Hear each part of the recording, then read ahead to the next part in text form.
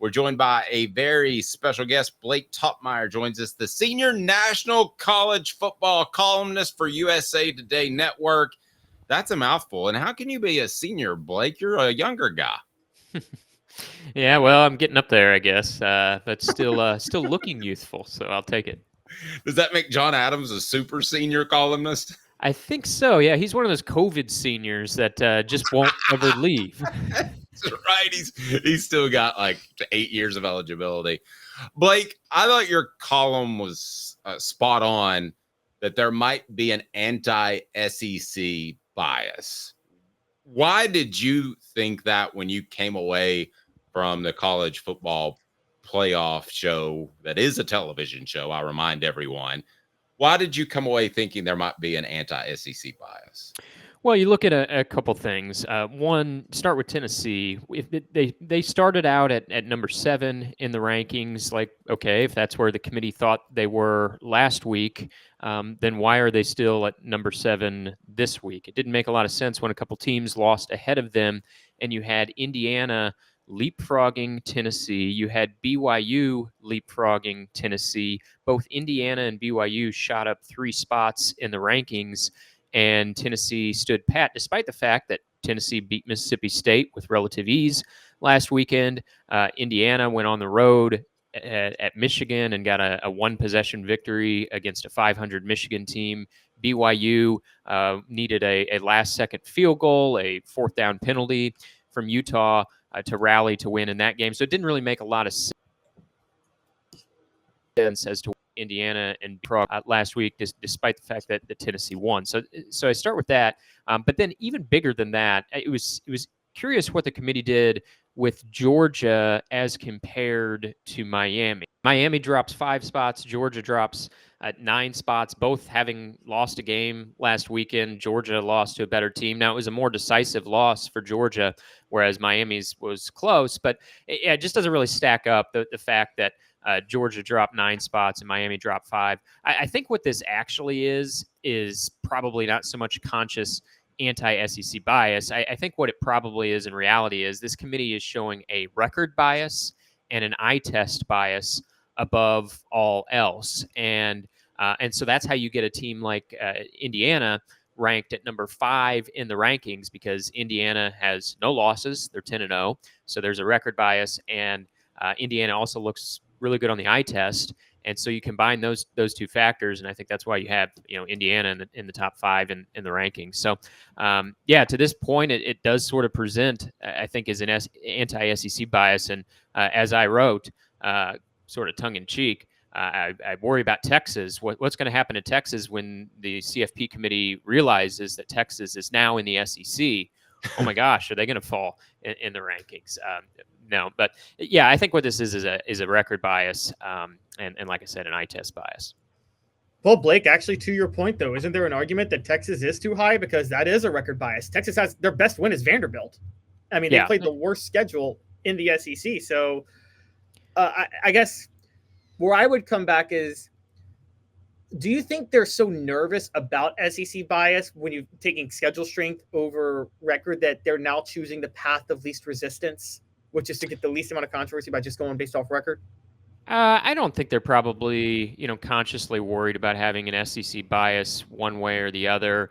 And it's also worth pointing out, like, all this stuff right now is interesting, and it's fodder for us and it's fodder for fans. But then when it comes to selection day, the committee does whatever it wants. It throws out whatever it's been doing previous weeks out the window. I mean, last year they persistently had Florida State above Alabama. Alabama wins the SEC, and they decide, well, they don't want Florida State above Alabama anymore, and so they reverse course on that. I mean, last week they thought Tennessee was better than BYU in Indiana, and then this week, without really any evidence last weekend to suggest otherwise, they vault Indiana and BYU past Tennessee. So, one week to the next, they don't really, follow the same method, it doesn't seem like. And that's not just this year, that's kind of historically. And I think that's kind of maddening to fans and media at times. But, so I just think, though, that like what they're doing now doesn't necessarily mean that's what they're going to do on selection day. And we've seen that time and again over the years. So, as far as Texas at number 3, I think a team that has a pretty good argument right now for being undervalued is still BYU. I know the committee got a lot of blowback from myself included last week when they had BYU all the way down at number 9, and it was like the committee listened to all that feedback maybe, and or at least woke up on BYU, and now they're at number 6, and it was kind of strange to see them leapfrog Tennessee, but maybe they should have been ahead of Tennessee all along. But I still think BYU is too low, and whether you think BYU is a good team or not, or whether a loss is coming, like, they've gotten to this point with a 9-0 record, and unlike Indiana, like, they've actually played some teams. BYU has a really good road win. It was back in September, but they went to SMU, maybe the best team in the ACC, and BYU beat them. BYU crushed Kansas State. It's like those wins happened back in September, and so they're almost kind of forgotten about in the rankings. Like, I mean, why is Texas ahead of BYU? Why is Penn State ahead of BYU? That, to me, doesn't really make any sense. Now, if BYU goes out and wins the Big 12, it doesn't matter because BYU is going to get a bye into the quarterfinals and be seeded number 3. But I think there's a handful of teams that have an argument for being ranked higher, and I think BYU's a strong one to start the conversation with, because I think everybody calmed down when they the committee reversed course and catapulted BYU from 9 to 6. But it's, as I said, I still think BYU could be higher. They could be ahead of Texas and Penn State based on not necessarily how they looked against Utah, but body of work. What they've accomplished this year is pretty strong, really. Caleb, when it comes to BYU, has a strong notion that it's an anti-polygamy bias. Caleb, would you like to share that with Blake? No, Blake. Okay, I'm getting your point, but like you mentioned earlier at the beginning that it was about eye tests, and I get like the leap for BYU makes less sense to me than the leap for Indiana. Even though if you want to make the case just comparing BYU and Indiana in a vacuum, I get it. BYU has a better resume, but based on last week, there's nothing BYU did between last week and this week to vault 4 spots the way they did, because beating Utah on the road, yes, but because of a terrible call by the officials against a 4-5 team down to its 3rd string quarterback, how can anybody justify saying, "Oh, that was that impressive moment was enough to leapfrog them 4 spots"? Yeah, they leapfrog 3, but you can't justify it based off last week. I think this is an admission. They're not going to say this, but I think this is an admission by the committee that they blew it on BYU last week. I mean, honestly, I think that's what this is. They blew it on BYU in week 1. They had them at number 9. They got more blowback about BYU, I think, than any other team. I wrote an entire column based around where BYU was last week, and I wasn't the only one. Like, I think they got a strong amount of blowback. You can't convince me that these guys and women live in a vacuum. These committee members, they're not like, a sequestered jury, right? Like, they can get on their phones during the weeks and read themselves being bashed by what they did week over week. And so, if you're just basing the vault on Utah, it makes no sense. But the committee says, oh, we start from scratch every week. Like, what, we start with a fresh piece of paper. It's not like the AP ballot where you're like, well, I voted teams like this week, and so it's a week later, everybody won, I'll just keep them where they're at. No, the committee says they don't do that. They start from scratch every week, and what it looks like is it's an admission that they screwed up on BYU in week 1, and so now it looks strange for them to elevate BYU 3 spots. But I mean, we're going to keep screwing up, so it looks stupid, and correct our rankings. But I think they screwed up in week 1, and I think they're still screwing up on BYU. Now, if eye test is the end all be all, then I guess BYU doesn't blow teams out, and I think that's why BYU is being ranked behind Indiana. Is aside from Michigan, Indiana has blown out a lot of teams this year, and so the committee likes blowouts. I mean, I think they're signaling that with Indiana being ranked where they're at.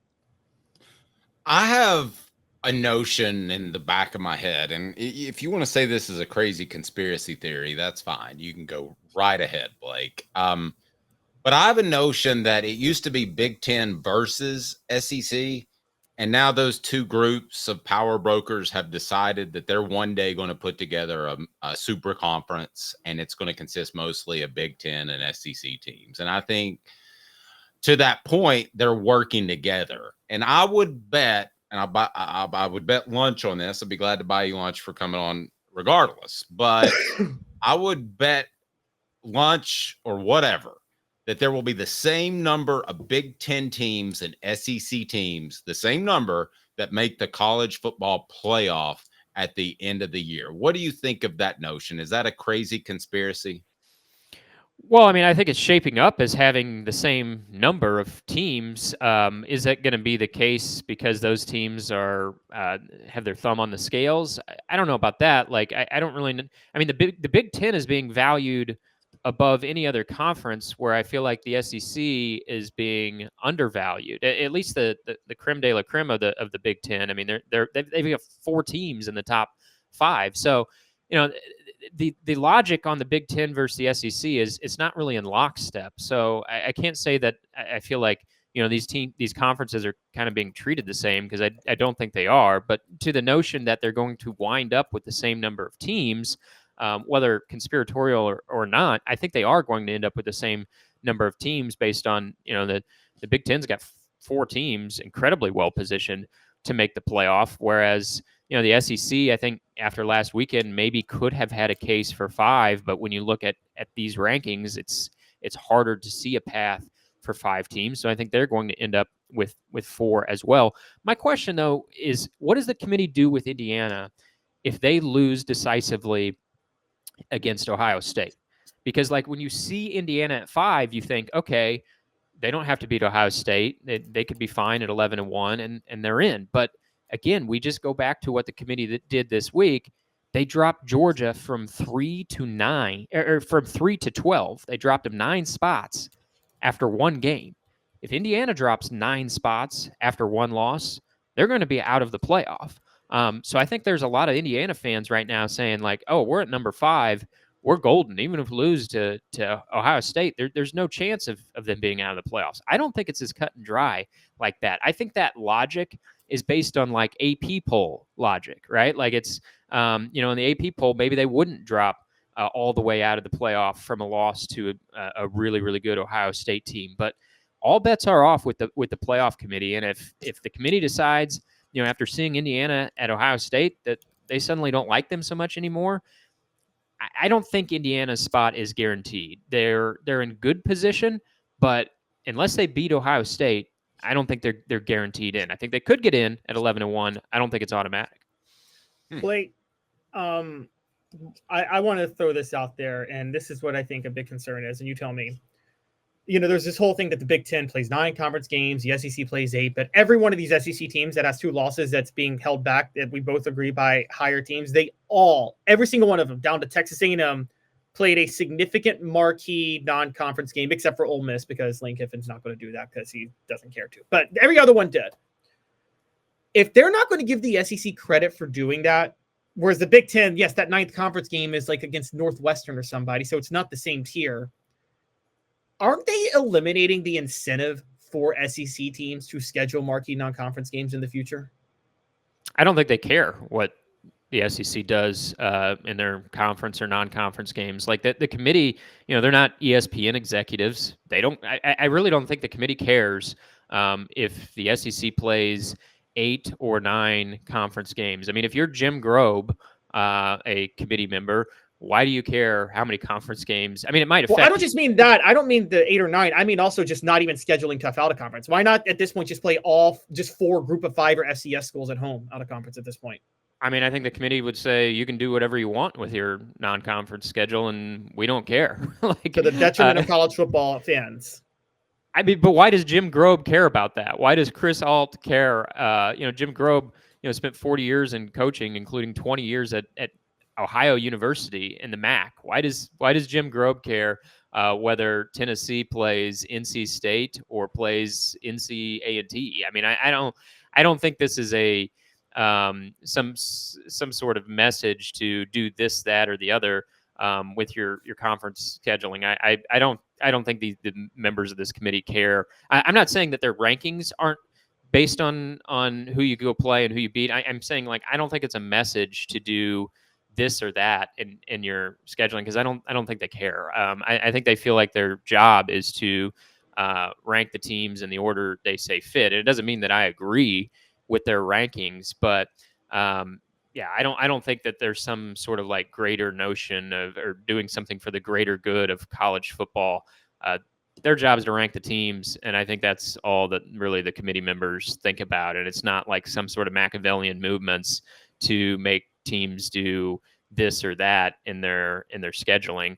And really, I don't think it's going to matter anyway, because this is a 2-year playoff format. I do not think this is the playoff format we'll have a couple years from now. And like non-conference scheduling is scheduled so far out anyway. Like, in so much as you were trying to send a message about non-conference scheduling, teams really probably wouldn't be doing anything about that until several years down the line anyway. And by then we're going to have a different playoff format. So it all becomes kind of a moot point. Yep. Blake, I appreciate it. Where are you this week? Are you traveling?